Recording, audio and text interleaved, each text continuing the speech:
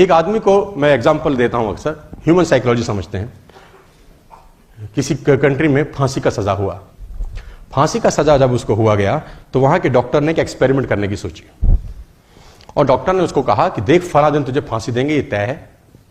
اب ہم تجھ پہ ایک ایکسپیریمنٹ کرنا چاہتے ہیں، اگر تو اجازت دیتا ہے تو اس نے بولا کیا کرنا ہے؟ تو اس نے بولا پھانسی پہ لٹکے گا، گردن کی ہڈی ٹوٹے گی، بڑی تکلیف ہوگی، کم سے کم 15 سے 20 سیکنڈ 1 منٹ بے انتہا تجھے تکلیف ہوگی. ایسا ہمارا تجربہ ہے. ہم تیرے کو ایک چوائس دے رہے ہیں. تو اس نے پوچھا کیا چوائس ہے؟ اس نے بولا ہم تجھے کوبرا سے ڈسواتے ہیں، کوبرا لائیں گے، تجھے ڈسے گا، 1 سیکنڈ میں تیری موت ہو جائے گی، کوئی درد نہیں ہوگا، چینٹی کاٹتی ہے ایسا درد ہوگا، and you will be dead, choice is yours.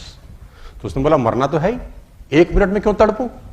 1 second والا آپشن پک کیا اس نے. اس کو کرسی پہ بٹھایا گیا، چیئر پہ، اور دور قریب 30 فٹ دور پہ ایک ویکتی اپنے ہاتھ میں